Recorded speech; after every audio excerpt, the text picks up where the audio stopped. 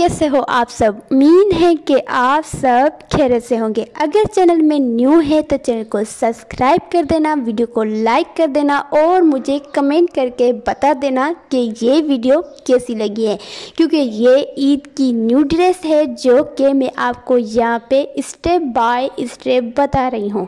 अगर ना समझ आए तो मुझे कमेंट करके बता देना, मैं फिर से वीडियो बना दूँगी।